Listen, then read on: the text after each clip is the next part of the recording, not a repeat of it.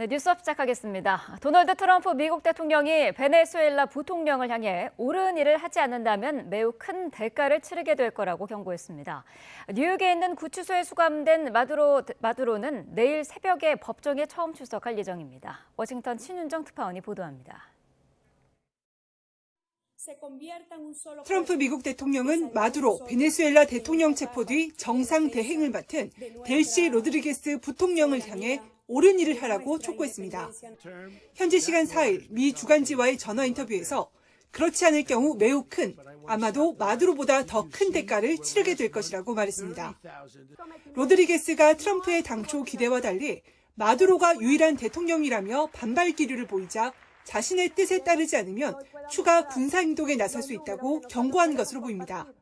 마두로 체포작전의 주요 역할을 맡은 마코 루비오 미 국무장관도 로드리게스가 마두로와는 다른 선택을 하길 바란다며 미국에 협조하라고 압박했습니다. So we expect to see more compliance and cooperation than we were previously receiving. 미군에 의해 전격 체포돼 미국으로 압송된 마두로 대통령의 재판도 시작됩니다. 미 언론들은 미 동부 시간으로 5일 정오, 한국 시간 6일 새벽 2시, 뉴욕의 맨해튼에 있는 뉴욕 남부 연방지방법원에 마두로가 처음 출석한다고 보도했습니다. 함께 체포돼 압송된 부인 실리아 플로레스도 함께 출석해 기소 인정 여부 절차를 밟을 예정입니다. 미 법무부는 마두로에 더해 부인과 아들, 베네수엘라 내무장관 등 측근들을 추가로 기소한 새 공소장을 공개했습니다. 미 법무부는 지난 25년 이상 이들이 공적 지위를 남용해 코카인을 미국으로 반입해왔다며 마두로가 부패의 최전선에 있다고 지목했습니다. He has factories where he makes cocaine. They're sending it into the United States. So. 일각에서는 외국을 일방적으로 공격하고 그 지도자를 미국으로 데려와 기소하는 것은 국제법상 허용되지 않는다는 주장도 나오는데 이런 쟁점이 이번 재판에 미칠 가능성은 크지 않을 거란 분석도 나오고 있습니다. 워싱턴에서 YTN 신윤정입니다.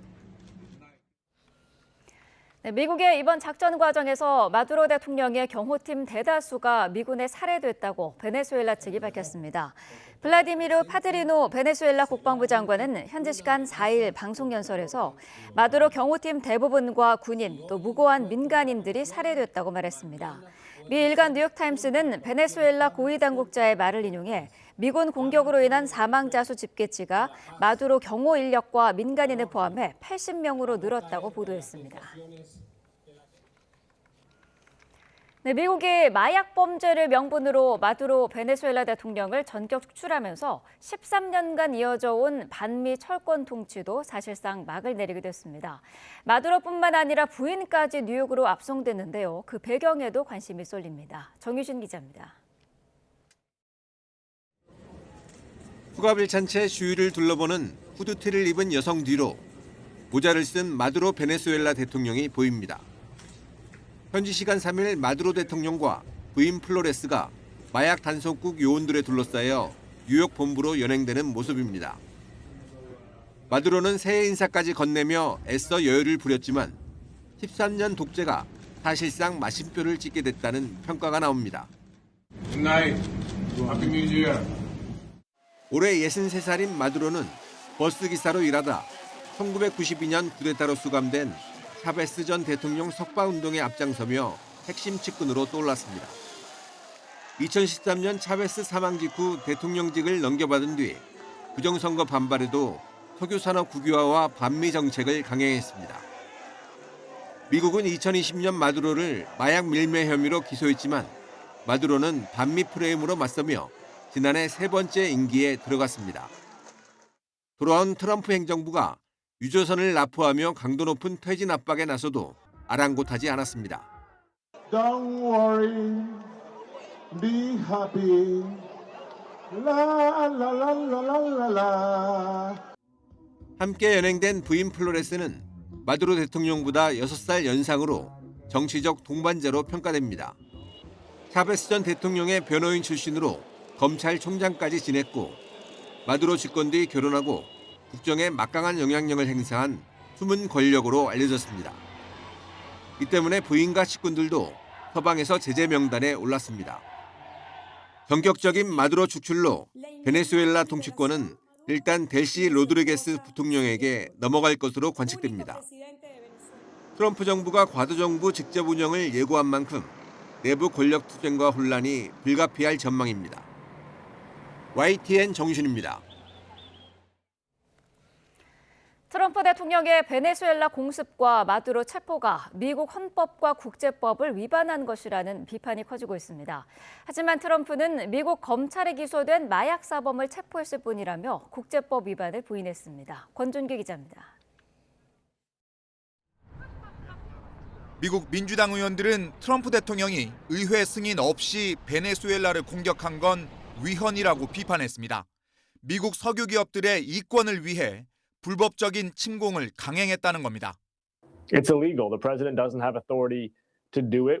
Blood for oil. I've been saying it for weeks. This is blood for oil. It's got nothing to do with narco traffic. 자위권을 넘어서는 무력 행사를 금지한 유엔 헌장 2조 사항을 위반했다는 지적도 나옵니다. 아무리 독재자라도 국가 원수가 가진 면책 특권을 무시한 데다 외국 영토에서의 법 집행도 국제법 위반 소지가 크다는 분석입니다. There is the prohibition of extraterritorial law enforcement, which is exactly what this case would be. It is a capture or abduction of a foreign leader in foreign soil. 하지만 트럼프 대통령은 베네수엘라에서 유입되는 엄청난 양의 마약을 차단하기 위한 작전이었다는 점을 강조했습니다. 마두로가 뉴욕 남부지검에 기소된 마약 사범인 만큼 정당한 사법권 행사였다는 점을 내세웠습니다. Maduro and Flores have been indicted in the Southern District of New York for their campaign of deadly narco-terrorism against the United States. 유엔 안보리는 뉴욕 현지 시간으로 월요일 이번 사태를 논의하기 위해 긴급 회의를 열기로 했습니다. 미국 각지에서 전쟁에 반대하는 시위가 잇따르는 가운데 베네수엘라 이민자들이 밀집한 플로리다 등지에서는 트럼프를 지지하는 집회가 열렸습니다.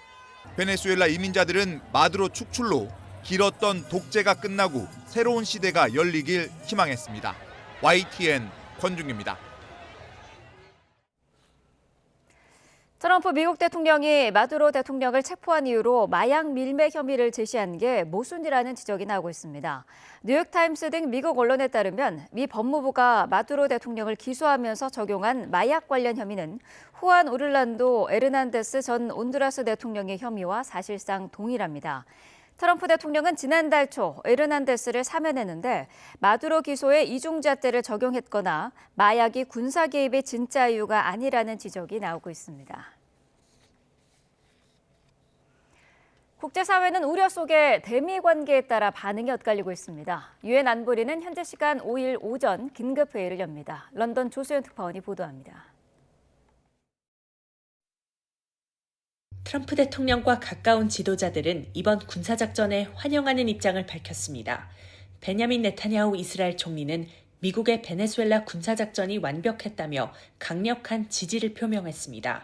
בוונצואלה אני רוצה להביע את תמיכת הממשלה כולה בהחלטה הנחושה והפעולה הנחושה של ארצות הברית להחזיר חירות וצדק גם לאזור הזה של העולם.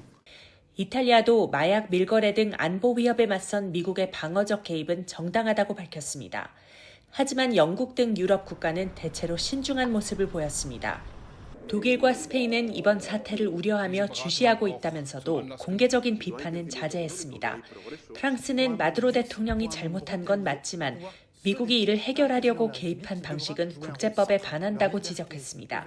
C'est pourquoi son départ est une bonne nouvelle pour les Vénézuéliens, comme on a pu le voir dans les images que vous avez diffusées à l'instant. Ensuite, oui, nous avons rappelé que la méthode employée contrevenait aux principes du droit international.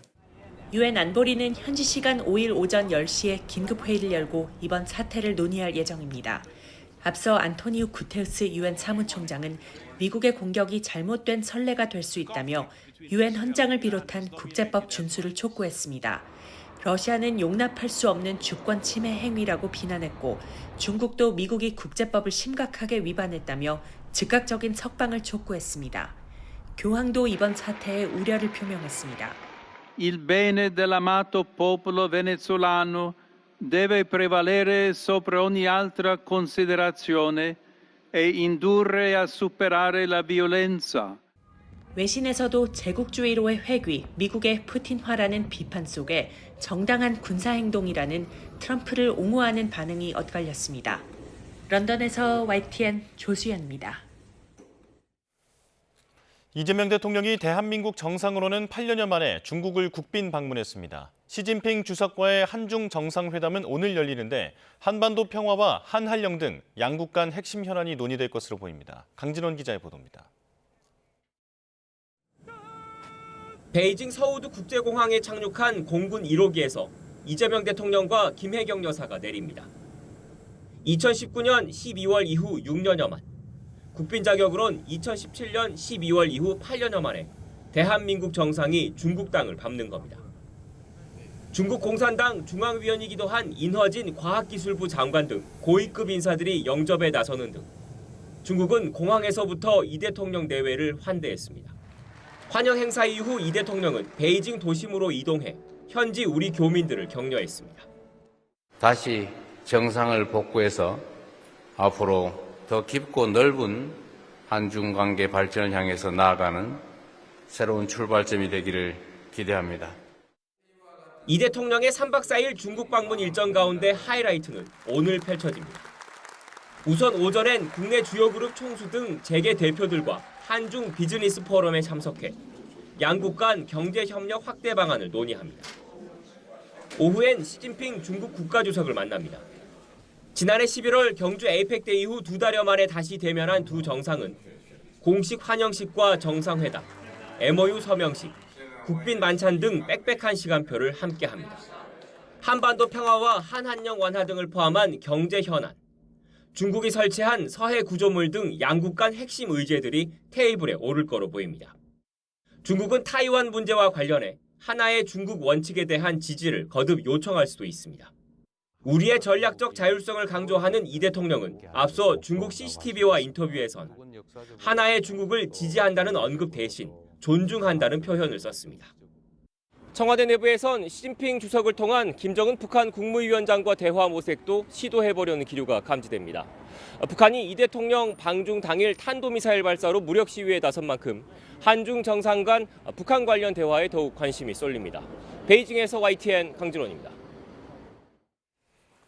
북한이 김정은 국무위원장의 참관 아래 극초음속 미사일 발사 훈련을 진행했습니다. 조선중앙통신은 어제 극초음속 미사일이 평양 역포구역에서 북동 방향으로 발사돼 동해상 1000km 지역의 목표를 타격했다고 오늘 보도했습니다. 김 위원장은 전략적 공격 수단을 상시로 동원하는 활동을 적수들에게 반복적으로 인식시키는 것 자체가 전쟁 억제력의 중요한 방식이라면서 이는 명백히 핵전쟁 억제력을 점진적으로 고도화하자는 데 있다고 강조했습니다. 그러면서 이것이 왜 필요한가는 최근의 지정학적 위기와 다단한 국제적 사변들이 설명해주고 있다고 이번 훈련을 정당화했습니다. 갑질 폭언부터 투기까지 릴레이 의혹이 터진 이해훈 기획예산처 장관 후보자가 청문회를 앞두고 친정이었던 야권 의원들에게 연락해 잘 부탁한다며 도움을 요청한 것으로 파악됐습니다. 민주당은 신중하게 추이를 지켜보고 있는데 개별 언급은 자제해달라며 일종의 함구령을 내렸습니다. 박정현 기자입니다. 인천공항에서 차로 25분 정도 떨어진 영종도 한 공원입니다. 인천공항이 공식 개항하기 1년 2개월 전인 2000년 1월 이해훈 후보자 남편은 이곳의 토지 6천여 제곱미터, 약 2,000평가량을 공시지가 13억 8천만 원을 사들였습니다. 5년여 뒤 한국토지공사에 팔 때는 3배 가격, 시세 차익은 26억 원에 달합니다. 이 같은 부동산 투기 의혹에 더해 당시 한국개발연구원 KDI에 근무하던 후보자가 내부 정보를 활용해 투자한 일종의 이해충돌 소지가 없는지도 주목됩니다. 야권에서는 송도와 강화도 인근 고속도로 관련 예비타당성 조사 총책임자가 당시 이 후보자였다며 관련 내용을 들여다보는 거로 전해졌습니다. 여기에 이 후보자 부부가 해외 유학 중이던 1992년 재건축 열풍이 불던 서울 응봉동 일대에 상가 5채를 매입했다는 의혹도 추가 제기됐습니다.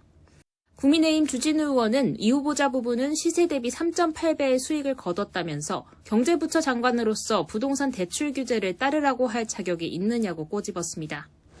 의혹이 잇따르고 민심도 악화하자 이 후보자는 직접 나섰습니다. 친정인 국민의힘 의원들에게 직접 전화해 잘 부탁한다는 취지의 언급을 한 겁니다.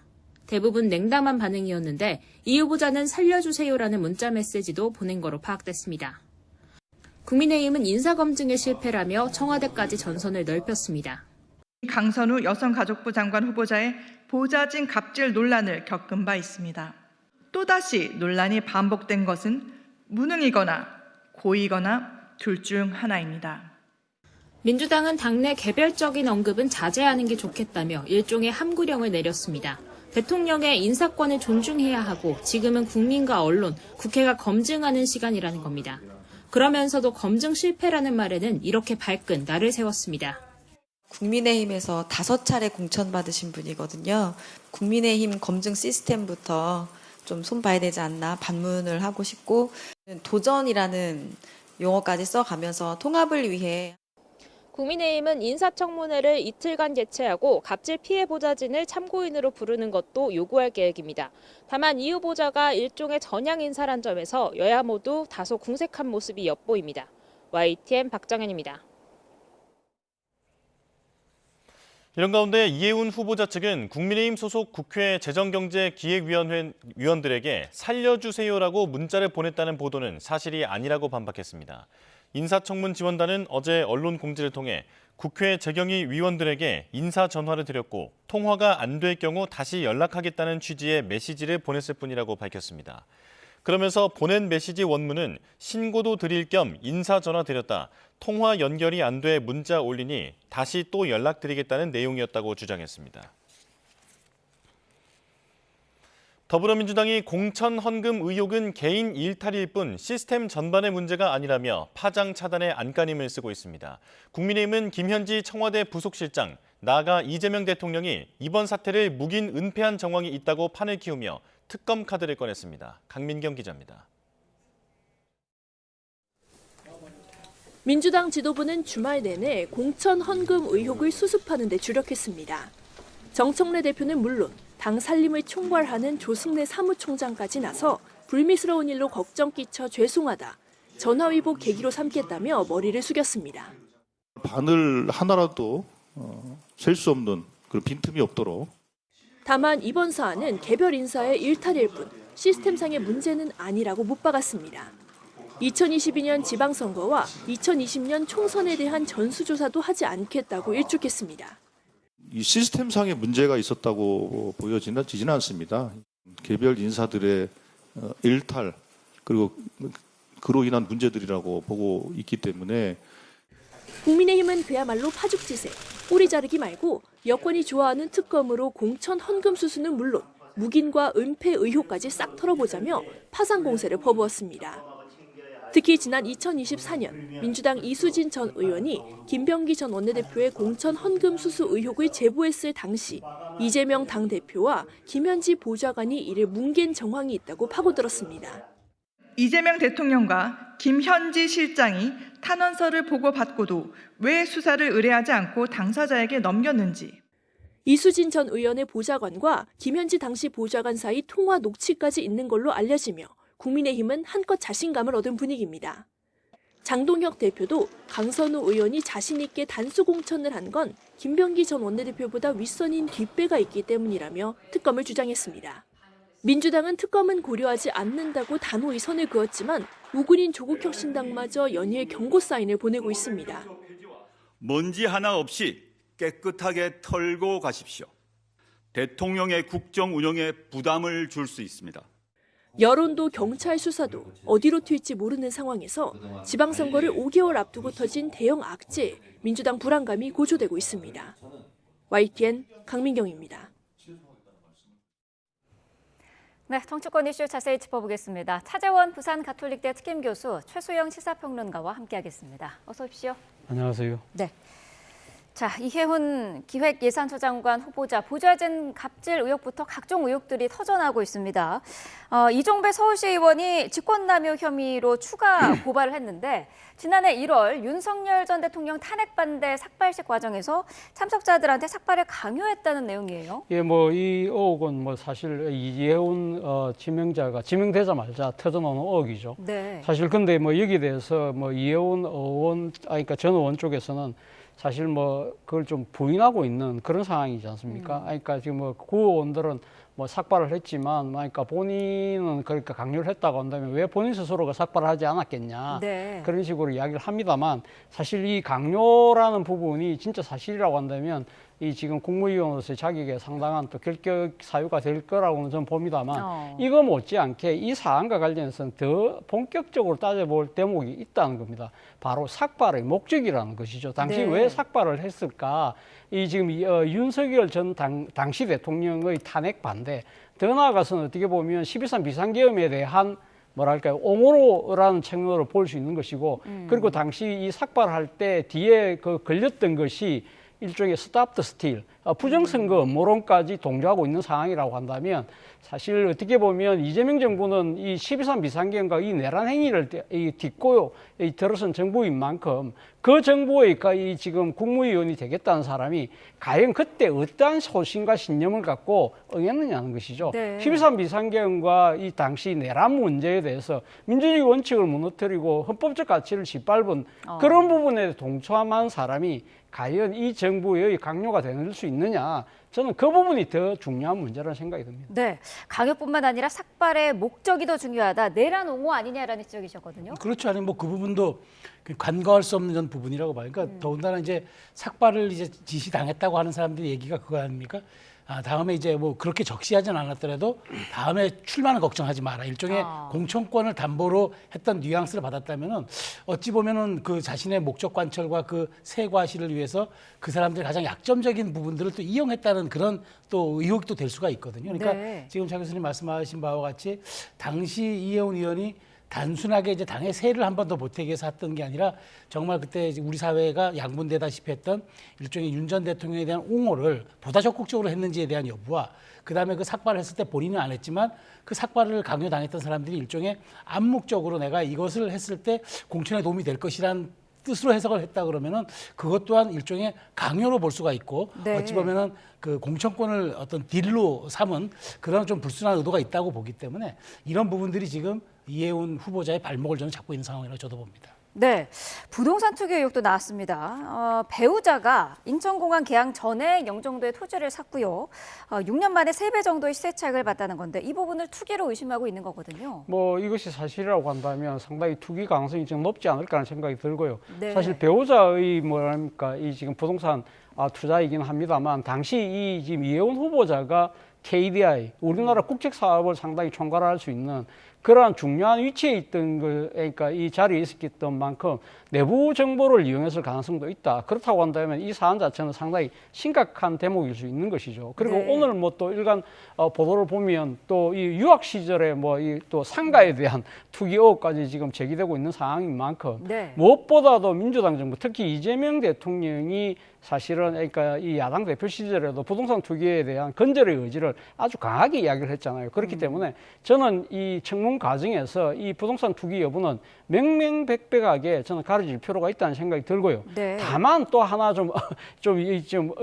나름대로 제 나름대로의 의심이 생기는 것은 이 정도 상당히 20년 전, 30년 전, 40년 가까이 된 이 지금 이혜원 후보자와 관련된 부동산 투기 문제가 네. 사실 왜 이렇게 순간적으로 이렇게 불거질 수 있을까?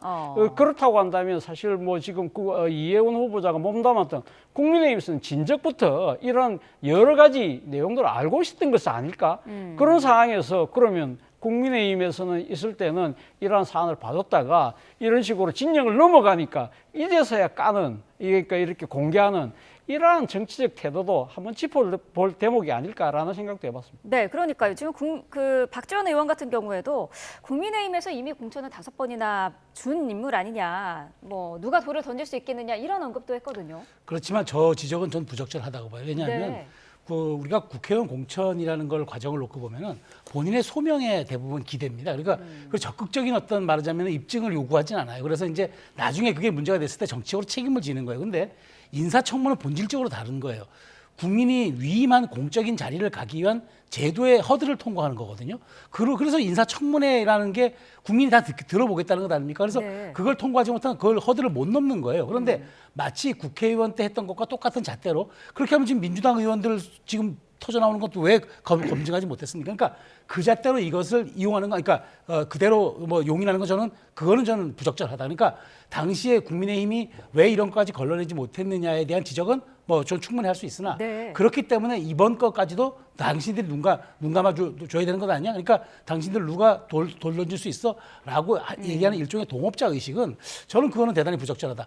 그거는 국회의원 공천은 공천이고 인사청문은 인사청문에 분명히 다른 본질이 있기 때문에 그 말씀 드린 거고 또 하나 이제 그리고 이래서 친정이 돌아서면 무서운 겁니다. 그러니까 과거 2010년도에 어떤 일이 있었냐면 김태호 전 경남지사가 국무총리 후보로 지명됐는데 당시 이제 경남지사가 바뀌어서 김두관 당시 지사가 됐거든요. 그때 인사청문 되니까 그 경남도에서 트럭 2대분의 분량을 자료로 올려보냈다는 얘기가 있어요. 그러니까 그만큼 인사청문이라는 자리가 엄격한 거예요. 그러니까 이 자리를 통과 못할 그런 어떤 그런 의혹이라든가 그런 뭐 여러 가지 논란이 있으면은 저는 깔끔하게 이 자리를 거절했어야 한다. 근데 너무 쉽게 보고 저는 정말 어떤 자리에 탐이 나서 이것을 수락한 게 아닌가 이런 생각이 듭니다. 자진 사퇴해야 된다라는 목소리가 야권에서 이제 나오고 있는데 지금 YTN 취재에 의하면은 그 이혜훈 후보자가 국민의힘 기재위 소속 위원들에게 연락을 해서 잘 부탁한다라는 취지의 문자 메시지를 보냈다고 하거든요. 이건 어떻게 봐야 될까요? 전 사실 예상을 했었어요. 아마 적극적으로 아마 소명을 하고 도와달라고 얘기하고 그다음에 이런 부분들에 대해서 나중에 내가 또 얘기할 것이다라고 하면서 그대로 물러서진 않을 거라고 저는 생각했어요. 왜냐하면 이혜훈 후보자가 그동안 정치 역정에서 보여줬던 그 과정들을 생각하면은 어떤 일에 뭐 물러남이나 어떤 뭐 저함이 없이 아마 본인이 그 어떤 의도했던 걸 관철하기 위해서는 대단히 이제 적극적으로 뛰는 그런 분이거든요. 네. 그렇기 때문에 이런 논란이 있었을 때 그냥 가만히 앉아서 인사청문까지 좀 기다린다고 생각하지는 않았어요.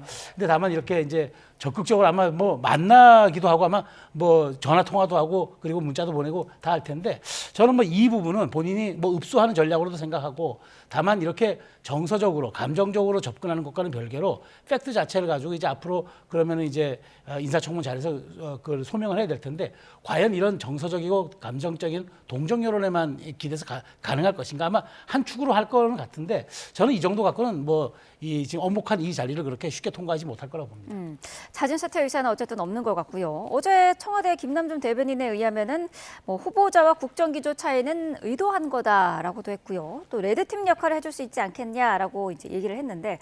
뭐 청와대도 그렇다면 뭐 지명 철회할 뜻은 없다라고 보면 될까요? 예, 뭐 저는 뭐 청와대 입장에서는 사실 지금 현 상황에서 지명 철회는 좀 빠르다 판단할 가능성이 좀 높다고 봅니다. 네. 무엇보다도 사실 이 지금 이재명 대통령이 이혜훈 후보자를 발탁한 이유가 소위 말하는 협치와 통합이잖아요. 이러한 이 상황에서 청문 과정도 하지 않은 상태에서 만약에 이 지명을 철회할 경우에 앞으로 협치와 통합을 위한 후속 걸음을 내딛기도 쉽지 않다. 뭐 그런 후보자들 입장에서는 내가 또 이 진영을 바꿨다가 이 지금 뭐 조금 의혹만 제기되면 국회 청문회도 가기 전에 지명 철회한다. 이런 식의 인식을 줄 경우에는 정말 통합은 어려울 수밖에 없는 그런 측면이 분명히 있는 것이고 네. 또 이재명 대통령 입장에서는 또 이런 생각도 하시겠죠. 앞서 우리가 이야기했습니다만 어쨌든 야당에서 5번이나 공천을 줬다고 한다면 어느 정도 검증을 한 거 아니냐. 그리고 또 하나는 5번 공천 중에서 3번이나 당선됐다. 국민의 검증도 통과됐던 측면이 분명히 있기 때문에 이런 현재 제기되고 있는 의혹들 부분은 말 그대로 국회 청문 과정을 통해서 다시 한번 걸러볼 필요가 있다는 생각을 아마 하실 것 같고요. 네. 그리고 또 하나는 일단 이번 청문회가 그냥 이전에 우리가 보듯이 일종의 통과 의례식의 청문회는 되지 않을 거라는 생각이 듭니다. 앞서도 제가 말씀드렸듯이 이혜훈 후보자를 둘러싼 여러 가지 의혹보다도 이혜훈 후보자가 사실 지난 12.3 비상계엄과 그 이후 전개된 정치 상황에 대한 인식 이러한 부분들이 과연 본인이 지금 이 정치를 하면서 민주주의에 대한 신념과 헌법 가치에 대한 이 존중의 그걸 갖고 있느냐 이런 부분을 좀 더 따져보고 난 뒤에 저는 뭐 국민의 여론이라든지 또 국회 인사청문 경과 보고서 채택 여부 이런 것들을 종합적으로 판단해서 네. 최종 결정을 내리지 않을까 하는 생각이 듭니다. 민주당 내에서도 후보자 자진 사퇴 가능성 언급이 나왔었는데 곧바로 또 당내 개별 언급을 자제해야 된다라는 언급도 나왔습니다. 일단은 감싸고 청문회까지는 가겠다 이렇게 봐야 될까요? 일단 아마 민주당 입장에서는 대통령의 인사권이잖아요. 네. 그렇기 때문에 여당 입장에서는 상당히 이런 부분들을 언급하기가 상당히 조심스러울 수밖에 없다는 것이고요.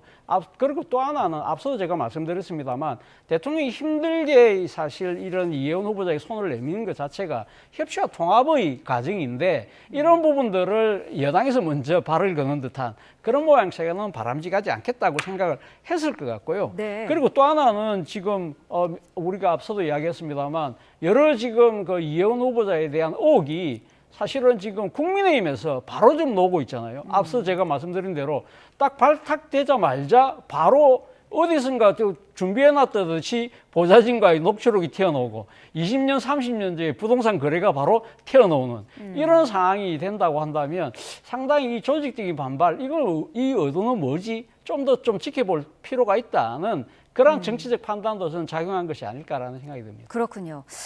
민주당의 공천헌금 의혹도 파장이 점점 더 커지고 있습니다.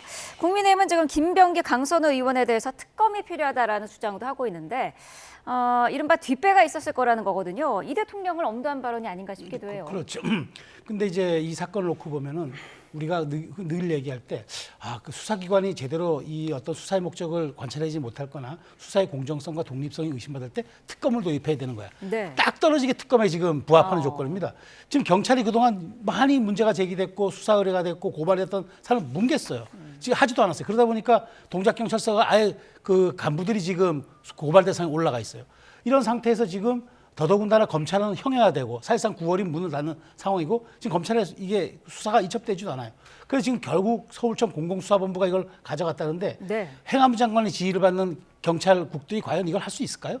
이럴 때 특검이 필요한 거예요. 근데 민주당은 이럴 때는 특검이 또 필요하지 않다고 얘기합니다. 도대체 이 선택적 특검, 이 반쪽짜리 특검은 언제까지 가려고 합니까? 그러니까 지금 국민의힘이 얘기하는 건 이거잖아요. 이재명 대통령이 2024년에 이 김병기 의원의 어떤 의혹이 제보됐던 걸 사안을 알고도 뭉갰는가? 그래서 윤리감찰단을 보내서 그게 김병기 의원 손에 들어가게 했는가? 이게 핵심이잖아요. 네. 자, 그렇다면 이제부터 문제의 본질은 누가 받았느냐가 아니라 누가 덮었는가예요. 그렇다면 이걸 수사하기 위해서는 과연 지금의 경찰의 수사 능력과 의지 갖고 될까라는 의구심이 드는 거죠. 그렇기 때문에 특검 얘기가 나오는 건데 많은 분들이 전 특검에 동조할 거라고 봐요. 조금만 사안이 나와도 그다음에 수사할 수 있는 충분한 기관들이 있는데도 특검하자고 해서 6개월 내내 지금 특검 3개만 5개 특검을 하지 않았습니까? 근데 왜 이건 특검 안 됩니까? 지금 국민의힘 의원도 연루된 정황이 나오고 있는 상황이라면 네. 이거는 반드시 특검을 가야 하는데 아마 국민 여론이 저는 조만간 이렇게 좀 선회할 거로 봅니다. 이번 공천헌금 의혹에 김현지 실장도 등장을 했습니다. 이수지 전 의원에 의하면은 당시 탄원서를 당 대표실에 제출을 했는데 김현지 당시 보좌관이 김병기 의원 측에 전달을 했다는 거고요. 관련해서 녹취도 남아 있다는 거잖아요. 이거 어떻게 봐야 될까요? 글쎄요. 그러니까 이 부분과 관련해서는 뭐 지금 일단 뭐 민주당 쪽에서 하는 이야기를 들어보면 사실 김현지 보좌관이 당시 당 대표실의 보좌관이 아니라 그러니까 이 국회의원 이재명 국회의원의 보좌관이었다는 것이죠. 그렇기 때문에 사실 이 당시 이 김현지 보좌관이 그러니까 국회의원실에 있는 것이 의원회관에 있는 것이고 그리고 당 대표실에서는 근무를 하지 않았기 때문에 사실 그러니까 이 국회의원 이재명 의원의 여러 가지 보좌를 한 것이고 그리고 지금 이 탄원서 부분은 당무에 관한 부분이기 때문에 별개의 문제다고 지금 주장을 하고 있습니다만 그러나 이 김현지 실장이 당시 상당히 그러니까 이재명 당대표의 측근이었기 때문에 네. 당무 가리지 않고 또 개입했다는 이야기도 있어요. 그렇기 때문에 이 부분도 따져볼 필요가 있는 것이고요. 그리고 또 하나는 사실은 이때 이 지금 탄원서를 이렇게 나름대로 이렇게 무시했다 그런 식으로 하면서 봐주게 한 거 아니냐는 식의 이야기를 하는데 네. 이 부분과 관련해서는 저는 저 개인적인 판단으로는 사실 저도 이런 부분들을 가리기 위해서라도 저는 특검이 필요하다는 생각을 합니다만 그러나 이때 이 상황과 관련해서 우리가 따져볼 대목이 있다는 부분이 탄원서를 제출한 두 사람의 이 정치적인 그러니까 동기입니다. 사실은 어떻게 보면 이 김병기 의원의 측근이 이 동작구의 의장이 됐다고 그래요. 그러니까 이때 이 탄원서를 제출한 사람이 민주당 출신 구의원임에도 불구하고 이 두 사람이 당시 국민의힘하고 손을 잡고 이 김병기 의원 측근이 구의장이 됐는데 이 사람을 불신임시켜서 했다는 거죠. 그러니까 민주당에서 이거는 해당 행위를 한 거라고 해서 이 두 사람을 제명을 시켰다고 그래요. 네. 그러니까 이 두 사람 입장에서는 정치적인 일종의 앙금이 김병기 의원에게 남아 있었기 때문에 이걸 나름대로 뭐랄까 정치적 해코지를 하기 위해서 탄원서를 냈을 가능성도 전혀 배제할 수 없다. 아마 그런 부분들, 그런 상황들을 당시 이 지금 민주당 지도부가 고려를 하지 않았을까. 그런 측면도 우리가 따져볼 필요가 있다는 것이고, 그리고 앞서 우리 질문을 하셨던 부분, 장동혁 대표가 어제 이야기했던 뒷선 이야기는 사실은 지금 우리가 이 사안을 좀 분리해서 볼 필요가 있어요. 방금 김병기 의원의 탄원서와 관련해서 2024년 총선의 과정이었고, 그때 당시 당대표는 이재명 대통령이 맞아요. 그런데 지금 강선우 의원이 지금 이 당시 지방선거에 공천 개입을 하고 단수 공천을 줬고 그 뒷배가 장동혁 대표가 이야기하는 이재명 당시 당대표였다는 식으로 이야기했던 부분은 잘못된 것이거든요. 본인도 그러니까 당시 2022년도에 당대표는 이재명 대통령이었다는 식으로 이야기를 했다가 사실은 그게 아니었거든요. 2022년도에 지방선거 때 당대표는 당대표가 없었어요.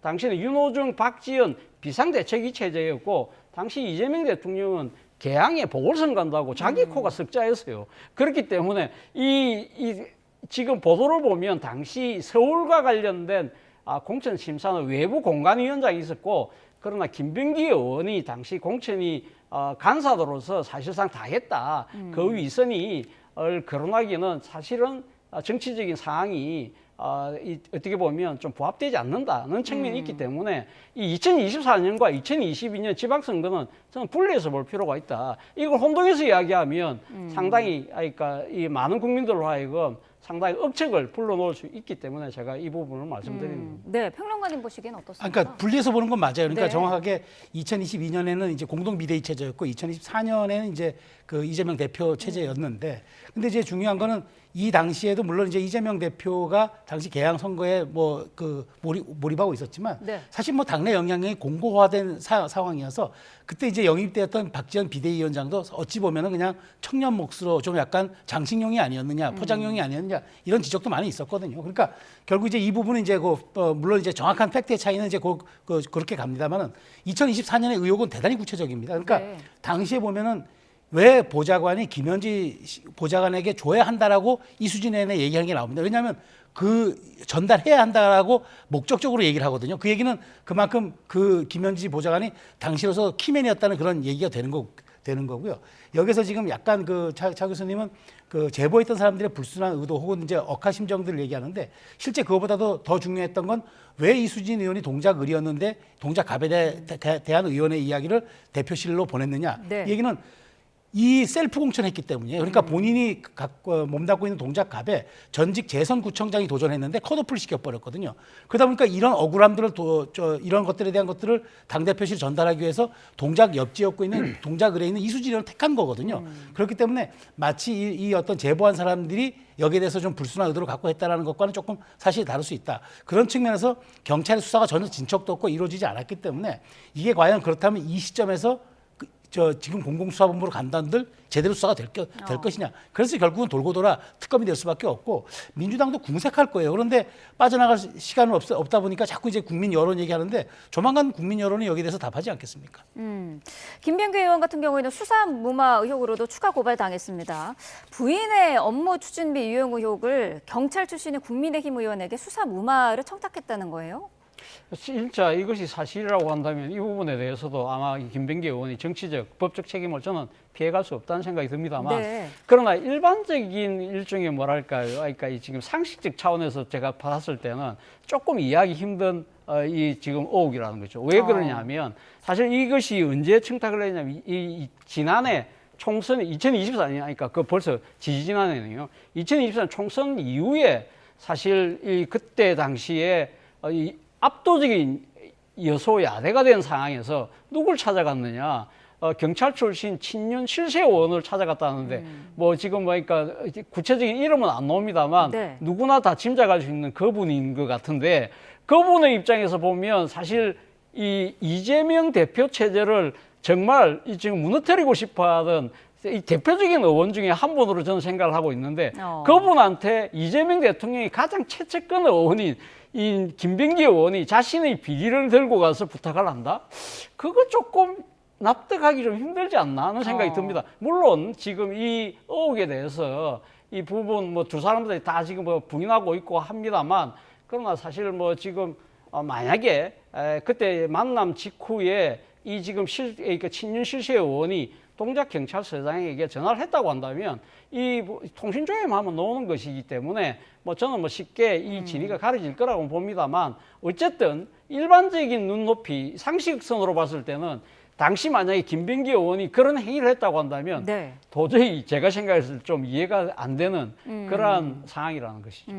이 경찰 출신의 국민의힘 의원과 전 동작경찰서장도 함께 고발이 됐는데 만약에 이 의혹이 사실이라면은 국민의힘도 뭐 비판을 면할 수는 없을 거다 이런 지적이거든요. 그래서 저는 특검을 해야 된다는 거예요. 양쪽 다 관련돼 있다는 것 아닙니까? 근데 이 이걸 진술했다는 보좌관이 무슨 드라마 작가가 아니잖아요. 어떻게 이렇게 상세하게 진술합니까? 그리고 나서 그 부탁이 있었고 그 의원회가 실에서 통하고 난 다음에 얼마 안 있어서 두 분이 함께 조찬까지 했다. 아니 이렇게 구체적이고 디테일한 정황들이 나오는데 이제 물론 다 당사자들은 다 뭐 거부합니다. 그러니까 근데 이제 지금 일각에서 나오는 거 보면은 김병기는 이제 치밀한 측면들이 많아요. 지금 오늘 보도를 또 보면은 동작경찰서가 이제 진술했던 동작경찰서에 진술했던 그 사안을 가지고 이게 혹시라도 그 진술본을 갖고 있는데 이게 압수수색 들어올 수 있으니 이거 보좌관들이 다 그 탄원서를 보좌관들이 보관하라 보좌관들이 줬다는 게 그 탄원서가 지금 돌아다니고 있는 것 같아요.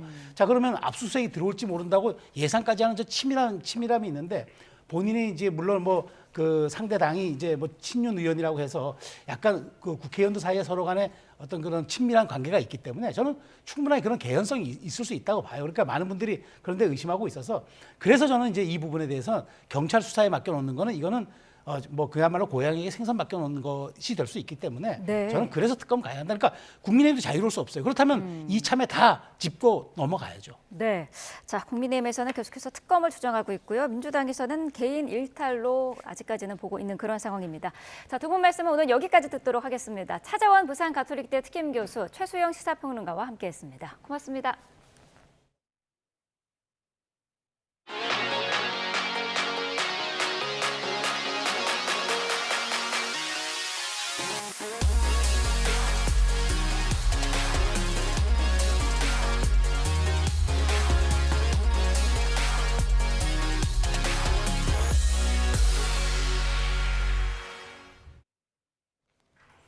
네, 매년 초 세계인의 눈길을 사로잡는 행사죠. 세계 최대 IT 가전 박람회 CES 개막이 이틀 앞으로 다가왔습니다. 올해는 인공지능을 움직이는 로봇 휴머노이드로 만나볼 수 있다고 하는데요. 삼성전자는 기존 전시장에서 벗어나 역대 최대 규모 단독 전시관을 꾸리면서 변화를 예고했고 LG전자는 빨래와 요리 등 집안일을 하는 로봇을 선보일 예정입니다. 자, 미국 라스베가스 현장에 나가 있는 취재기자 연결하겠습니다. 박기환 기자.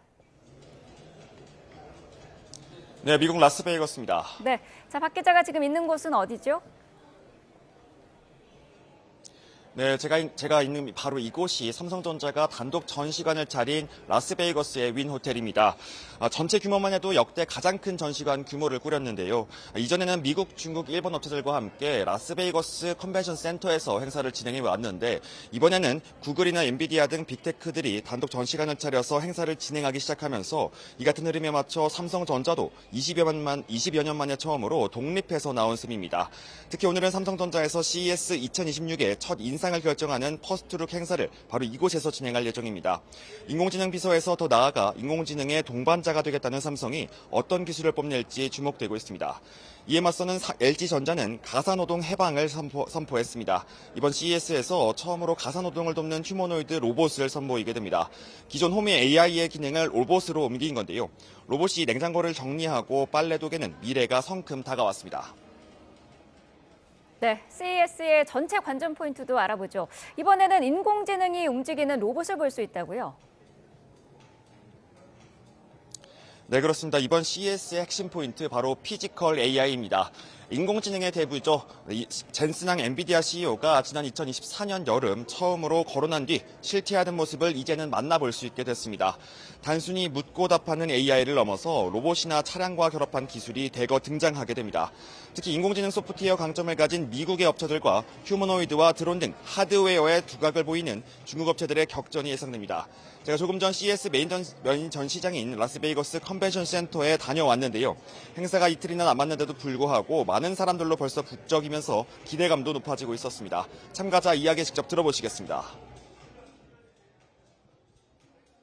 Everything is around AI and also humanoids and air gas. So this is the three topics that people are expecting here.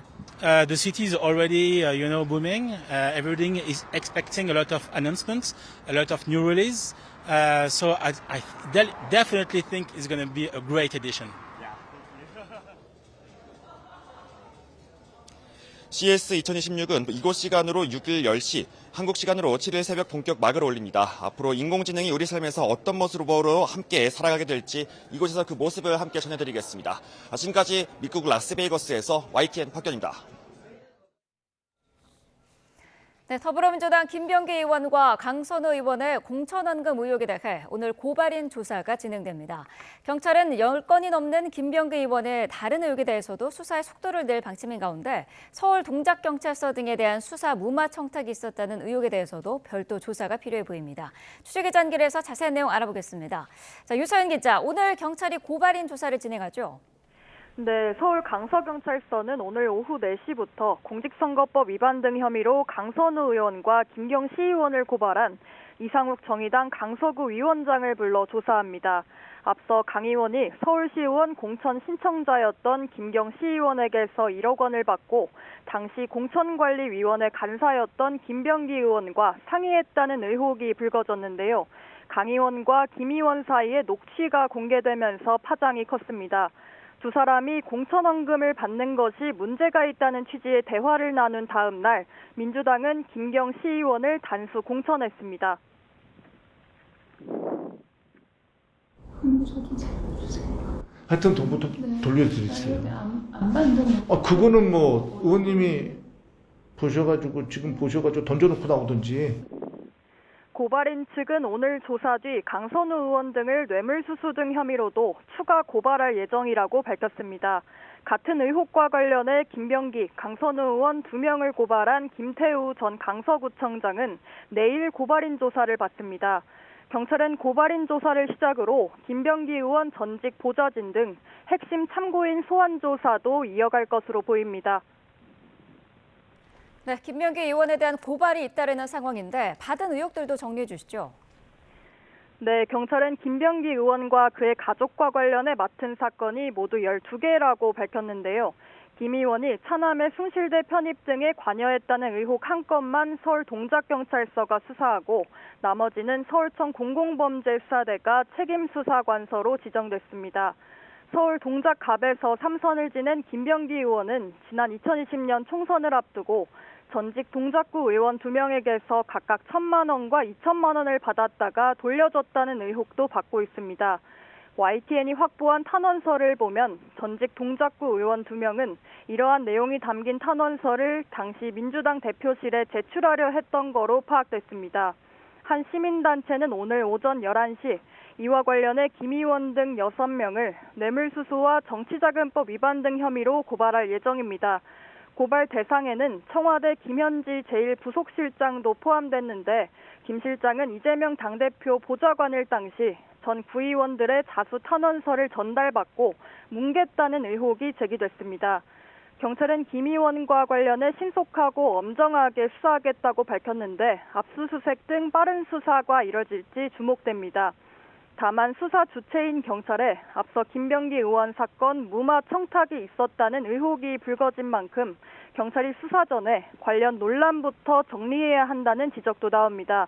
앞서 김병기 의원이 배우자의 업무 추진비 유용 등 각종 의혹 사건을 무마하기 위해 국민의힘 의원을 통해 서울 동작경찰서 측에 청탁을 넣고 탄원서를 접수하고도 수사하지 않았다는 의혹이 제기됐습니다. 지금까지 서해부에서 YTN 유서연입니다. 윤석열 전 대통령의 내란 우두머리 혐의 재판 1심이 이번 주 마무리 단계에 들어갑니다. 특검의 최종 의견과 구형이 있는 결심 공판이 열릴 예정으로 선고는 다음 달 중순쯤 이뤄질 것으로 보입니다. 권준수 기자가 보도합니다. 비상계엄 사태 본류 사건으로 볼 수 있는 윤석열 전 대통령의 내란 우두머리 혐의 형사재판이 이번 주 1심 변론을 마무리 짓습니다. 지난해 4월 본격적으로 첫 공판에 들어간 지 약 9개월 만입니다. 서울중앙지방법원은 윤 전 대통령의 속행 공판을 오는 7일까지 잇따라 진행하는데 김용현 전 국방부 장관에 대한 반대 신문을 진행한 뒤 서증조사 등을 거쳐 오는 9일에는 특검의 최종 의견과 구형이 있는 결심 공판을 진행한다는 계획입니다. 가장 큰 관심은 특검의 구형량입니다. 내란 특검의 설치 목적이 책임자 처벌이었던 만큼 얼마나 무거운 형을 재판부에 요청할지 주목됩니다. 윤 전 대통령이 받는 내란 우두머리 혐의 법정형은 사형과 무기징역, 무기금고밖에 없습니다. 이에 맞서 윤 전 대통령 측은 비상계엄 선포는 대통령의 고유 권한이었다며 정당성을 재차 강조할 것으로 보이는데 내란죄의 구성요건 가운데 폭동과 관련해선 실질적인 피해가 없었다는 주장을 이어갈 가능성이 큽니다. 윤 전 대통령도 최후 진술에 나설 예정으로 헌법재판소 탄핵심판 때와 체포방해 혐의 결심 공판에선 1시간 안팎 직접 목소리를 냈습니다. 재판 병합으로 김용현 전 국방부 장관과 조지호 전 경찰청장 등 군경 수뇌부 7명의 내란 중요임무종사 혐의 공판도 함께 막바지에 들어간 가운데 내란 재판의 1심 선고는 법관 정기 인사 등을 고려해 다음 달 중순 안에 나올 것으로 전망됩니다. YTN 권준수입니다. 국빈 자격으로 중국을 방문 중인 이재명 대통령이 오늘 오후 시진핑 국가주석과 정상회담을 합니다. 한한령 완화 등을 포함한 경제 협력과 한반도 평화 문제 등이 논의될 것으로 보이는데요. 베이징 현지에 나가 있는 취재기자 연결해 자세한 내용 알아보겠습니다. 홍민기 기자. 네, 중국 베이징입니다. 네, 오늘 정상회담엔 어떤 의제가 오를 전망입니까? 네, 이 대통령이 시진핑 주석과 만나는 건 지난해 11월 경주 에이펙 정상회의 당시 첫 번째 회담에 이어 이번이 두 번째입니다. 회담은 오늘 오후 시작돼 공식 환영식과 정상회담, 또 양해각서 서명식 이 순서로 진행될 예정인데요. 이 테이블에는 중국 내 비공식 한류 제한 조치인 이른바 한한령 완화와 중국이 설치한 서해 불법 구조물 문제가 오를 걸로 예상됩니다. 대만 유사시 개입 발언으로 일본과 갈등을 이어가고 있는 중국 측이 이에 대한 한국의 입장을 요구할 가능성도 있습니다. 이 대통령은 중국 방문 전 CCTV와 한 인터뷰에서 유일한 합법 정부는 중국 정부뿐이라는 하나의 중국을 존중한다고 밝힌 바 있는데요. 우리 정부는 또 한반도 평화 정착과 관련해 중국의 건설적인 역할도 당부할 계획입니다. 적대적 두 국가론을 못 받고 핵무기를 고도화하고 있는 김정은 위원장을 대화의 장으로 끌어낼 수 있도록 시진핑 주석의 협조를 요청할 걸로 예상되는데요. 다만 변수는 트럼프 대통령의 전격적인 베네수엘라 공습과 마두로 대통령 체포 결정입니다. 미국과 적대적인 국가 정상의 압송 장면을 본 김정은 위원장이 핵무기 개발에 더 매달릴 수도, 반대로 최악의 상황이 되기 전에 미국과 대화에 나설 수도 있기 때문입니다. 오는 4월 트럼프 대통령의 방중이 예상되는 만큼 오늘 회담에서 대북 문제와 관련해 어떤 대화들이 오갈지 관심이 쏠립니다. 네, 이 대통령의 다른 일정도 자세히 설명해 주시죠. 네, 이 대통령은 중국 방문 첫째 날인 어제 현지 교민과 만찬 간담회로 일정을 시작했습니다. 이 자리에서 중국은 한반도 평화와 통일을 위한 중요한 협력 파트너라며 이번 방문이 양국 관계의 새로운 출발점이 되길 바란다고 말했는데요. 이 대통령은 방중 둘째 날인 오늘은 정상회담에 앞서 한중 비즈니스 포럼에 참석해 양국 경제인들과 협력 방안을 논의합니다. 국내 주요 그룹 총수 등 재계 대표 인사들도 자리를 함께할 예정입니다. 내일은 중국 내 권력 서열 2위와 3위인 리창 총리와 자오러지 전인대 상무위원장을 잇따라 만나는 일정도 예정돼 있습니다. 이 대통령은 이어 상하이로 이동해 상하이 당서기가 주최하는 만찬에 참석하고요. 또 3박 4일 일정 마지막 날인 7일에는 상하이 임시정부 청사를 방문해 우리 독립운동가들의 희생과 헌신을 돌아본 뒤 귀국길에 오를 계획입니다.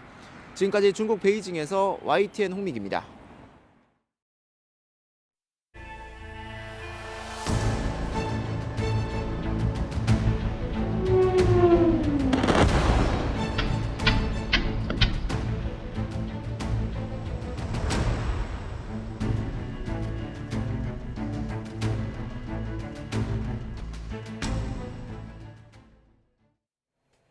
미군의 전격 체포돼 미국 뉴욕으로 압송된 니콜라스 마두로 베네수엘라 대통령이 내일 새벽 법정에 처음 출석합니다.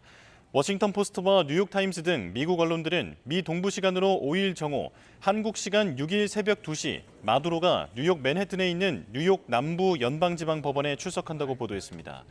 마두로 대통령과 함께 체포돼 압송된 부인 실리아 플로레스도 함께 출석해 기소 인정 여부 절차를 밟을 것으로 보입니다.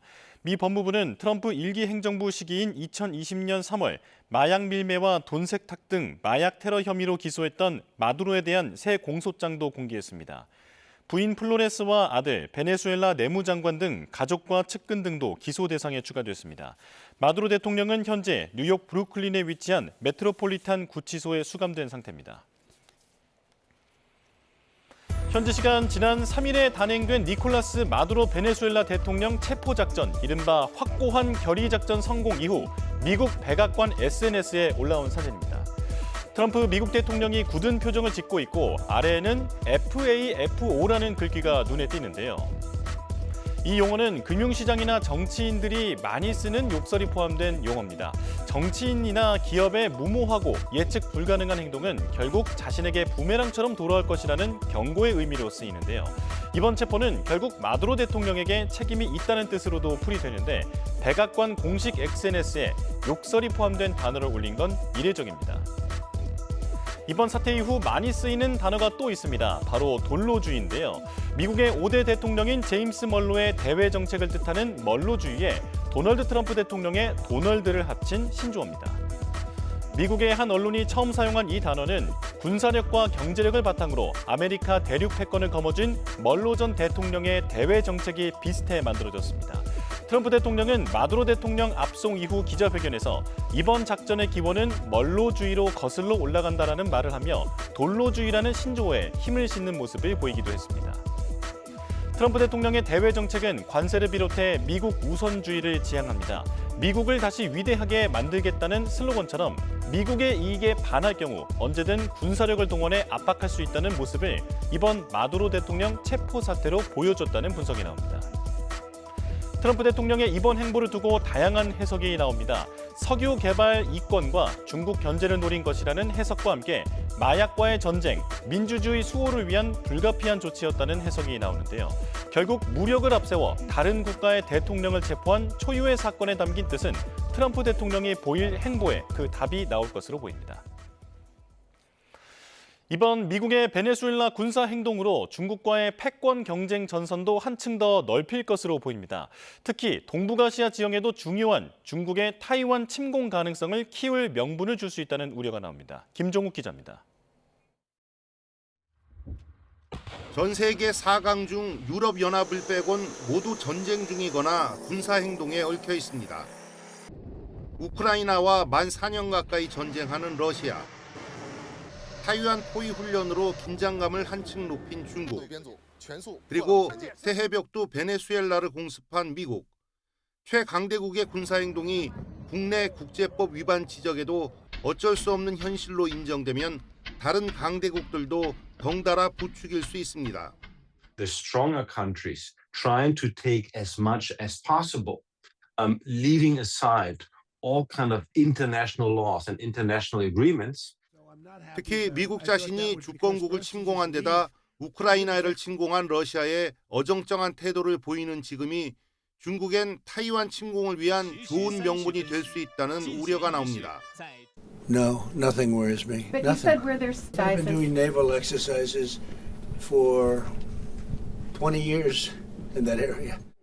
4월에 열릴 미중 정상회담을 의식한 듯 이처럼 날선 발언은 피했지만 타이완 문제는 중국 견제를 위한 미국의 동아시아 주요 전략이자 중국 역시 핵심 국익 사안입니다. 게다가 트럼프 대통령이 대놓고 말한 대로 미국이 베네수엘라 석유까지 통제하면 베네수엘라 석유 최대 수입국이자 14조 원 넘는 최대 채권이 있는 중국을 압박하는 효과도 생겨 두 나라 긴장감은 더 높아질 수 있습니다. Southern American countries will currently think twice before they increase their trade or economic ties with China or Europe instead of with the US. 무역 관세 전쟁에 주로 집중됐던 양강의 패권 경쟁 전선이 더 넓어지고 첨예해지는 겁니다. 外交部发言人昨天表示，中方对美方悍然对一个主权国家使用武力，并对一国总统动手，深表震惊，予以强烈谴责。 트럼프 대통령이 미국의 세계 경찰 역할보단 서반구 패권을 주창하면서 중남미에서 영향력을 키운 중국과 러시아 입장에선 압박이자 동시에 대범한 행동에 나설 기회라는 분석이 나옵니다. YTN 김종욱입니다. 미국의 베네수엘라 군사 행동을 지켜본 북한은 어제 탄도미사일 도발을 이어갔습니다. 김정은 위원장은 핵 억제력 고도화를 하겠다는 의지를 다시 한번 다졌는데요.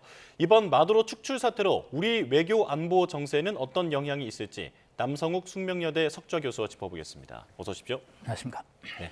자, 일단 미국의 마두로 체포, 진짜 이유가 뭔지 궁금한데요.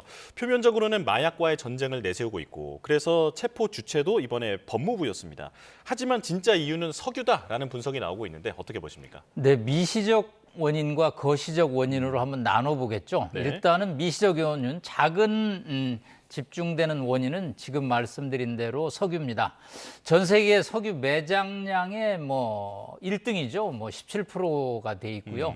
그런데 하루에 100만 배럴밖에 생산을 못하죠. 예. 그런데 이거 다 80%가 또 중국에서 수입해 갑니다. 트럼프 입장에서는 지금 물가 상승 압력에 직면하고 있습니다. 오는 11월 중간 선거를 해야 되는데 인플레 압력이 굉장히 높거든요. 결국은 미국의 석유 회사들이 베네수엘라 유전을 직접 개발해서 석유를 도입한다면 미국의 물가 안정에 크게 도움이 될 거라고 봅니다. 두 번째 이제 큰 요인, 거시적인 요인은 돈노주의라는 표현도 나왔죠. 예. 도널드 트럼프의 멀로주의, 결국은 힘자랑이죠. 19세기, 20세기 초에 한포 외교라는 게 있습니다. 제국주의 국가들이 어느 나라를 상대로 포를 쏘면서 진입해서 결국은 무력화시켰던 것이죠. 그런 한포 외교의 재현이고요. 여기에는 또 중요한 게 지난해 11월 발표한 미국의 국가안보 전략이라는 게 있습니다. NNS라고. 네. 거기에 이제 서반구에 대한 지배력이라는 표현을 합니다. 서반구는 이제 중남미죠. 거기에 대해서 지배력을 확고해야 한다. 즉 이거는 미국의 앞마당이라고 할 수 있는 중남미에서 반미 세력이 나오는 것은 절대 용납하지 않는다. 그런데 이 마두로 정권이 전임 차베스 대통령 때부터 반미 친중의 아주 거두였죠. 예. 그렇기 때문에 이거를 더 이상 용납할 수 없다.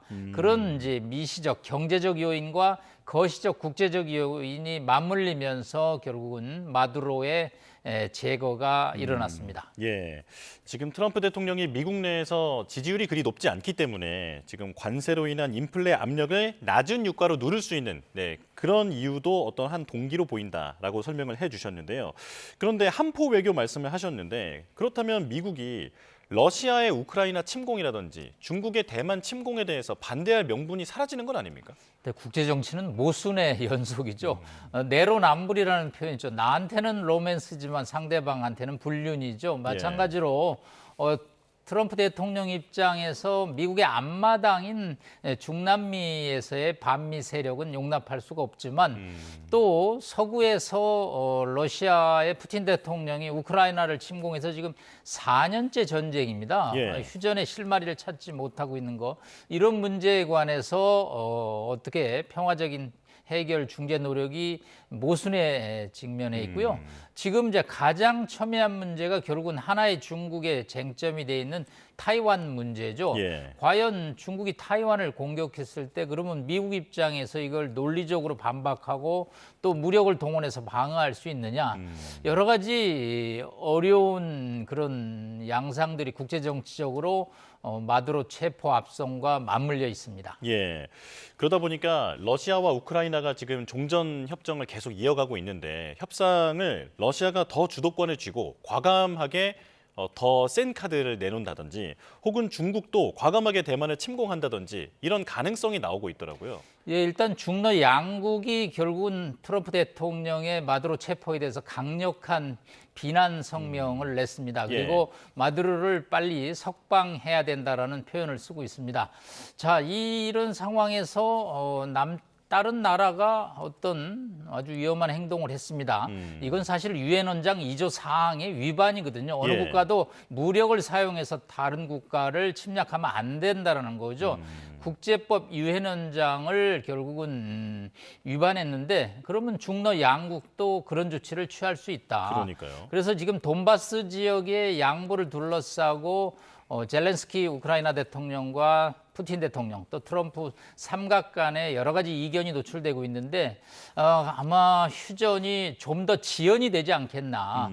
왜냐하면 트럼프 입장에서는 내가 돈바스를 완전히 장악하지 않으면 절대 휴전에 용납할 수 없다라는 그런 논리가 강해지고요. 또 중국 입장에서도 지금 다카에 살아 있지 일본 총리하고 대만 유사 발언으로 어려움을 겪고 있는데 대만 문제에 관해서 좀 더 강한 그런 목소리를 낼 수 있기 때문에 국제 정치가 이 병오년 새해 벽두부터 변화무쌍하고 정말 뭐 이 말이 적토마라는 우리가 표현을 썼는데 어디로 달릴지 예측이 지금 어려운 상황입니다. 예. 그야말로 힘에 의한 현상 변경이 이제 일어나고 있는 그런 상황이다라는 말씀이신데요. 북한도 강렬하게 반응을 했습니다. 극초음속 미사일 시험을 했고요. 그러면서 이제 미국에 대한 비난 메시지를 내놨는데 김정은 입장에서는 정말로 이렇게 군사력을 써서 다른 나라의 정상을 체포할 수 있구나라는 걸 직접 보게 됐잖아요. 충격이 상당했을 것 같은데요. 네, 김정은 입장에서는 트럼프 저 사람 내가 만났던 사람 맞나 3번 내가 만났는데 그리고 지난 경주 에이펙 전후에서 나와 정상회담을 요구했던 대통령이 맞나라고 좀 충격을 받았을 것으로 보입니다. 특히 과거부터 김정일 위원장 아버지 때부터 미국의 서지컬 스트라이크, 국지적인 공격 시나리오들이 되풀이되어 왔기 때문에 북한 입장에서는 이러한 문제에 대해서 매우 예민하게 반응을 할 수밖에 없습니다. 그러다 보니까 이게 결국은 나를 지키기 위해서는 뭐가 필요하냐, 핵무기에 결국은 집착, 고착이 이루어질 수밖에 없다. 다만 이제 과거에 클린턴 행정부 때 1994년에 한반도 북핵 위기 때 미국이 이제 이 평양을 공격하는 시나리오를 검토를 했었지만 한반도의 지정학적인 상황이 그렇게 녹록지 않고 또 미국 시민권자가 한반도에 10만 명 이상 거주하는 상황에서 이거는 다른 많은 사고로 이어질 수 있다기 때문에 결국은 실행이 되지 않았습니다. 특히 이제 베네수엘라하고 북한을 비교할 때 트럼프 대통령 입장에서 베네수엘라는 직접적인 경제적 이득이 있습니다. 아까 말씀드린 대로 석유라는 전 세계 매장량 1위라는 석유가 있기 때문에 이번에 조치를 취했는데 북한은 사실은 독재 체제의 제거와 비핵화를 이룬다라는 보다 거대한 목표가 과연 미국의 국익에 맞느냐 그런 차원에서 북한과 베네수엘라를 동등하게 특히 지리적으로 베네수엘라는 사실은 멕시코만 미국만 옆에 있기 때문에 플로리다까지는 비행기로 뭐 서너 시간이면 도착하거든요. 그런 상황에서 직접적인 이해관계라는 표현을 썼고 그것이 국가안보 전략에 포함되어 있는데 그러나 이 북한은 14시간의 거리가 있고 또 이것이 중러와 국경을 맞대고 있기 때문에 트럼프 대통령 입장에서 김정은을 마두로처럼 체포하는 작전을 하기는 쉽지는 않다는 말씀을 드리고 있습니다. 예, 그렇다면 북한은 어떻게 나설 것인가 그 전망이 궁금한데요. 그러니까 핵무기 보유의 논리가 더욱 강화됐을 것이다라고 하는 분석도 있고 혹은 반대로 이렇게 사태가 악화하기 전에 미리 협상에 나서자라는 쪽으로 돌아설 수도 있다라는 전망이 있거든요. 전자의 아마 시나리오가 훨씬 실현 가능성이 높습니다. 김정은 입장에서는 역시 나를 지킬 수 있는 것은 핵무기밖에 없다라는 저 마두로가 당한 것은 이란이 저렇게 공격을 받는 것은 핵무기가 없기 때문에 그렇다라는 그런 이제 확신을 갖게 되는 것이죠. 주권 침해라고 맹비난을 했습니다. 다만 미국과의 어떤 갈등 수준 관리 차원에서 성명이나 담화가 아닌 기자의 문답 형식으로 됐고요. 트럼프 대통령에 대해서 직접 개인 비난은 또 피했습니다. 그렇기 때문에 수준을 관리하고 있고 앞으로 이제 올 상반기 특히 4월에 트럼프 대통령이 베이징을 방문할 예정으로 있습니다. 그러면 결국은 전후에 미국과 북한 간의 정상회담 논의가 있기 때문에 북한 입장에서도 또 미국과의 관계를 어느 정도는 관리를 하고 있지 않느냐. 그런 차원에서 이제 북한 입장에서는 탄도미사일 발사를 통해서 특히 지금 이재명 대통령이 베이징을 국빈 방문하는 데 대해서 북핵 문제를 논의하지 말라는 메시지를 발사함과 동시에 또 미국에 대해서도 우리는 베네수엘라와 다르다라는 또 무력 메시지도 동시에 내보내고 있습니다. 예, 이 베네수엘라가 앞으로 어떻게 될 것인가 이것만 하나 더 짚어보면요. 과도 정부를 미국이 직접 운영하겠다라고 밝혔는데 이게 다른 나라의 대통령을 체포해 오는 것도 이게 말이 되는 일인가 이런 생각이 드는데 그 나라를 운영하겠다라는 게 이게 어떤 권리가 있는 겁니까? 기업처럼 생각한다라는 느낌을 갖습니다. 예. 특히 지리적 영토에 대해서 굉장히 관심이 많은 사람이 트럼프 대통령입니다. 그래서 그린란드, 즉 덴마크의 영토를 거의 뭐 갖겠다라는 네. 뭐 아니면 매입하겠다. 뭐 가자 지구를 또 개발하겠다. 이 땅, 토지, 부동산 과거 개발하던 그런 경험이 있어서 이 베네수엘라도 결국은 운영이라는 표현을 썼는데 결국은 이제 쉘 등 미국의 석유 메이저 기업들이 일단 들어갈 겁니다. 그래서 유전이 지금 100만 배럴밖에 생산이 안 되는데 그거를 예. 아마 1억 배럴 이상으로 증산하는 이제 조치를 하면서 정치 체제를 이제 친미 정권으로 유도하는데 지금 로드리게스 부통령을 처음에는 트럼프 대통령이 내세웠는데 로드리게스 부통령이 뭐 마두로만이 유일한 베네수엘라 대통령이라고 반미 노선을 함으로써 네. 아마 조만간 지도부 교체가 있고요. 친미 지도자를 내세워서 베네수엘라를 이제 운영하는데 베네수엘라 내부의 반미 분위기가 만만치 않기 때문에 과연 군대를 상주시키지는 않고 있거든요. 결국은 미국이 지상군, 이번에 특수부대 델타포스를 투입해서 군사기지를 타격하고 마두로 대통령을 체포했지만 미군이 상주하지는 않거든요. 과연 미군이 상주하지 않고 결국은 베네수엘라를 운영할 수 있겠느냐에 관해서는 여러 논란이 있을 수밖에 없고요. 상당한 시간이 걸려야지 아마 베네수엘라 국정이 안정이 되지 않을까. 그리고 최악의 경우는 미군이 아마 상주하는 최소한 미 해병대가 카라카스 수도에 진입이 돼서 상주해야지 아마 내정이 안정으로 가지 않을까 하는 평가를 해봅니다. 예. 지상군 투입은 차원이 다른 문제이긴 한데 힘이 법이다. 냉혹한 국제 질서를 좀 체감하게 되는 그런 순간입니다. 자, 그렇다면 오늘 오후에 이재명 대통령과 시진핑 중국 국가주석이 한중 정상회담을 여는데 우리는 비핵화에 대한 메시지도 중국 측에 이제 요구할 계획이었잖아요. 상당히 어려워진 것 같은데요. 시점이 미묘한 시기에 국빈 방중이 이루어졌습니다. 사실은 뭐 이재명 대통령의 방중을 계획하고 추진하던 또 출발하던 당시만 해도 뭐 이런 마두로 체포라는 국제적인 충격을 주는 사건이 예상되지는 않았었죠. 만약 그랬다면 방중이 좀 연기되거나 시간을 조율하지 않았을까 봅니다.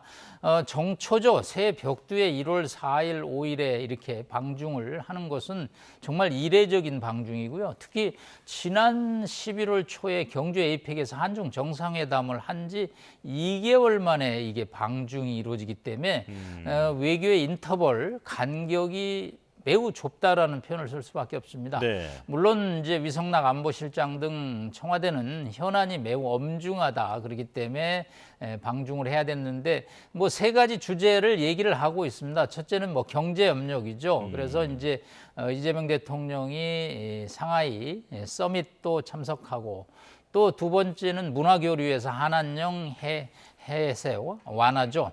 마지막으로는 결국은 이제 중국을 통한 평양과의 대화 모색이 아니겠느냐. 예.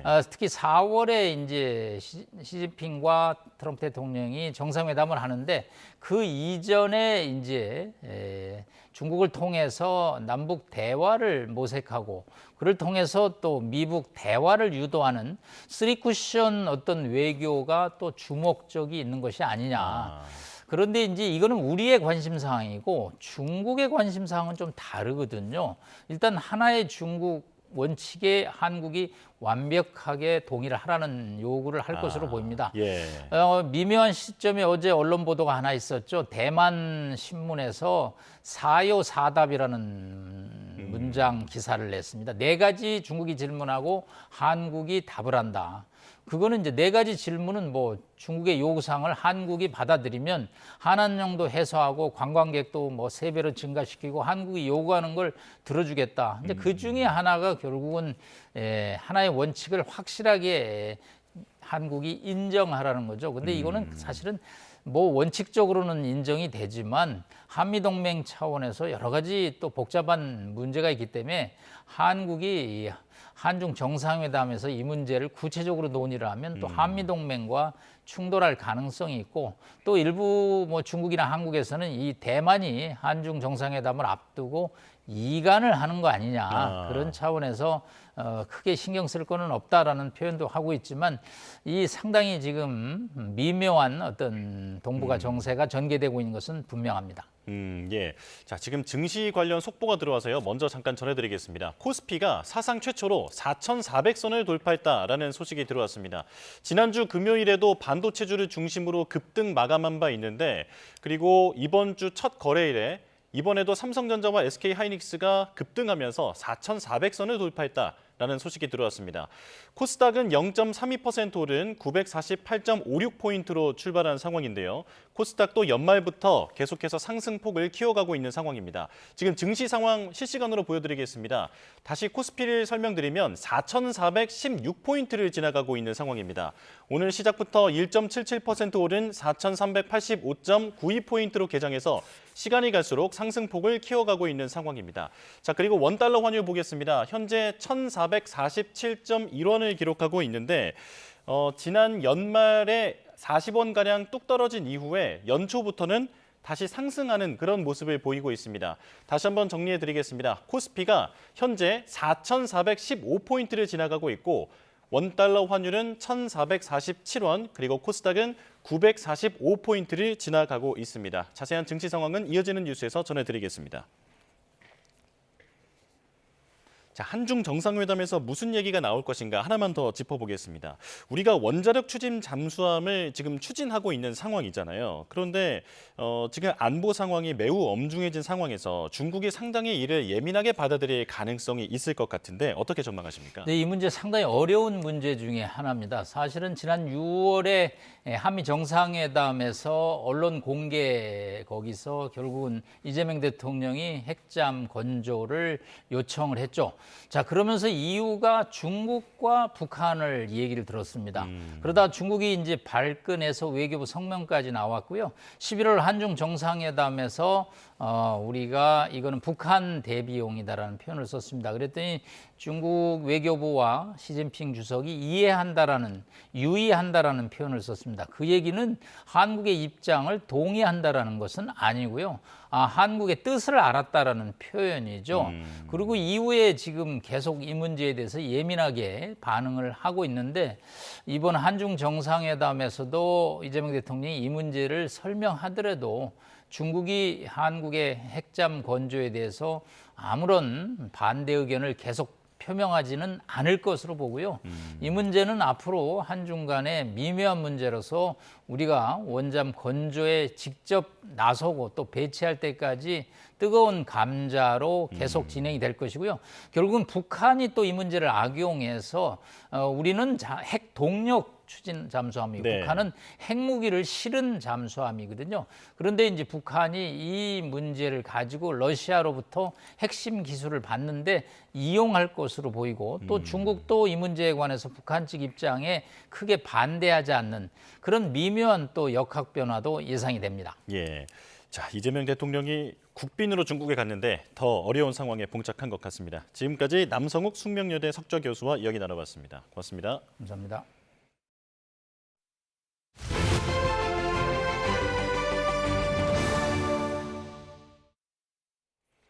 경기도 일산대교 통행료가 새해부터 50% 낮아졌습니다. 경기도는 이번 조치를 시작으로 이재명 대통령이 경기도지사 재임 시절부터 추진해온 전면 무료화를 완성하겠다는 방침입니다. 최기성 기자입니다. 한강을 가로질러 경기도 김포시와 고양시를 잇는 일산대교입니다. 하루 평균 차량 8만여 대가 오가는 곳입니다. 다른 대교 한강 지날 때는 다 무료인데 그게만 돈 내고 지나니까 특히 김포 신도시 들어가려 할 때 자주 다니고 하면 그것도 좀 부담이라고 생각됩니다. 경기도가 이 같은 도민 불편을 덜기 위해 새해 첫날부터 통행료를 절반으로 줄였습니다. 승용차는 기존 1,200원에서 600원, 경차는 기존 600원에서 300원을 내면 됩니다. 화물차도 크기에 따라 900원에서 1,200원 수준으로 내려갔습니다. 새해 첫날 통행료 인하가 적용된 일산대교 통행 차량은 지난해 같은 날보다 6,300여 대 증가했습니다. 일단은 50% 감면해줘갖고 하여튼 고맙고 좀 힘들더라도 빨리 조속하게 무료화했으면 좋겠어요. 1년에 400억 원 정도 통행료가 거치는 일산대교. 민자도로라는 특수성과 법적 분쟁 등으로 무료화가 지연되자 경기도는 올해 자체 예산 200억 원을 우선 편성했습니다. 일산대교를 건너면서 그동안 통행료를 냈는데 저희가 금년 1월 1일부터 경기도가 통행료의 절반을 책임지고 절반을 감면했습니다. 이 같은 무료화 추진은 이재명 대통령이 경기도지사 때부터 역점을 뒀던 사안입니다. 일산대교 다른 다리는 다 왜 돈 내고 돈 안 내고 무료로 쌩쌩 다니는데 왜 그 다리 건널 땐 서가지고 돈 내고 다녀야 됩니까? 김포시도 이번 인하에 맞춰 김포시민 출퇴근 차량 통행료를 무료화하는 방안을 추진 중입니다.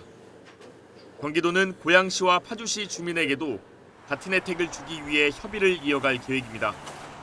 YTN 최규성입니다. 이별을 통보하자 집으로 찾아가 흉기로 연인을 살해한 혐의로 붙잡힌 60대 조모 씨에 대해 법원이 구속영장을 발부했습니다. 조 씨는 영장 실질 심사에 앞서 혐의를 인정하느냐는 취재진의 질문에 잘못했다고 답했습니다. 오승훈 기자의 보도입니다. 갈색 점퍼에 흰 바지를 입은 남성이 경찰 호송 차량에서 내립니다. 이별 통보에 집으로 찾아가 연인을 흉기로 살해한 혐의로 붙잡힌 60대 남성 조모 씨입니다. 조 씨는 대전지방법원 공주지원에서 열린 구속 전 피의자 신문에 앞서 자신의 혐의를 인정했습니다. 혐의 인정하십니까? 네, 잘못했습니다. 범행 동기가 어떻게 되십니까? 자꾸 잘못했습니다, 제가. 이어 이별 통보받고 범행한 게 맞느냐는 취재진의 질문에도 그렇다고 답했습니다. 유가족들에게 좀 하실 말씀 예, 있으십니까? 너무나도 잘못했습니다. 이별 통보 받고 범행하신 거 맞습니까? 예. 조 씨는 지난 2일 오후 4시쯤 충남 공주의 한 빌라에서 연인 사이였던 50대 여성에게 흉기를 휘둘렀습니다. 피해 여성은 복부 등을 크게 다쳐 심정지 상태에 빠졌고 소방구급대는 심폐소생술을 하며 피해자를 병원으로 급히 옮겼지만 숨졌습니다. 당시 집안에 같이 있던 피해 여성의 딸이 엄마가 흉기에 다쳤다며 소방당국에 신고한 것으로 알려졌습니다. 조 씨는 범행에 앞서 서울에서 충남 공주까지 버스를 타고 이동한 것으로 파악됐습니다. 경찰은 조 씨가 흉기를 미리 준비해 왔다며 계획범죄로 보고 살인 혐의를 적용해 구속영장을 신청했다고 밝혔습니다. 또 숨진 여성에 대한 부검을 통해 정확한 사인을 규명할 예정이며 신상 공개 여부는 검토하지 않고 있다고 전했습니다. 법원은 도주 우려 등을 이유로 조 씨에 대한 구속영장을 발부했습니다. YTN 오승훈입니다. 코인 관련 업체 직원을 사칭해 거액을 챙길 수 있다고 속여 피해자들에게서 수천만 원을 뜯은 일당이 징역형을 선고받았습니다. 수원지방법원은 30대 A씨 등 5명에게 징역 8개월에서 2년 6개월에 집행유예 2년에서 4년을 선고했습니다. A씨 등은 지난해 4월부터 2달 동안 코인 관련 업체 직원을 사칭해 코인을 저렴하게 매입하면 6배 이상 판매 차익을 얻을 수 있다며 피해자 7명에게서 5천만 원을 가로챈 혐의로 재판에 넘겨졌습니다. 이들은 가짜 코인 거래 사이트를 만들어 피해자들이 실제 코인이 받은 것처럼 속이는 방법으로 돈을 가로챈 것으로 조사됐습니다. 오늘 1년 중 가장 춥다는 절기 소환이지만 큰 추위는 없겠습니다. 오늘 서울 낮 기온도 2도 안팎으로 예년 이맘때 수준 보이겠습니다. 다만 대기가 무척 건조한데요. 일부 동쪽 지역과 또 수도권을 중심으로 건조주의보가 지속하고 있습니다. 겨울철 화기 사용이 많은 시기인 만큼 화재 예방에 각별한 주의가 필요하겠습니다. 오늘 전국 하늘은 대체로 맑게 드러나겠습니다. 다만 울릉도 독도에는 1에서 3cm, 오전까지 제주 산간에는 최고 5cm의 눈이 내려 쌓이겠습니다. 낮 기온은 서울 2도, 대구 6도, 부산은 9도가 예상됩니다. 화요일과 목요일에는 반짝 추워지겠습니다. 당분간 제주도에는 눈비 소식이 잦겠고요. 내일 늦은 밤부터는 경기와 강원에도 비나 눈이 내릴 전망입니다. 동해안에서는 너울성 파도가 높게 밀려들겠습니다. 또 대조기까지 겹쳐서 해안가 근처에서는 안전사고에 더욱 유의하셔야겠습니다. 지금까지 YTN 정수현입니다. 네, 방금 들은 소식입니다. 혈액암 투병을 이어오던 배우 안성기 씨가 향년 74세로 별세했습니다. 안성기 씨는 지난달 30일 오후 음식을 먹다가 기도에 걸려 의식을 잃고 나서 병원 응급실로 이송됐습니다. 이후 중환자실로 옮겨져 치료를 받았지만 끝내 회복하지 못했습니다. 지난 2019년 혈액암 진단을 받은 안 씨는 1년 만에 완치 판정을 받았지만 추적 관찰 과정에서 암이 재발하면서 최근까지 치료에 전념해왔습니다. 지난 1957년 김기영 감독의 황혼열차로 데뷔한 안성기 씨는 140여 편에 달하는 영화에 출연하며 국민 배우로 사랑을 받았습니다. 관련 소식은 들어오는 대로 다시 전해드리겠습니다. 네, 뉴스업 월요일 순서 마치겠습니다. 내일 다시 뵙겠습니다. 고맙습니다.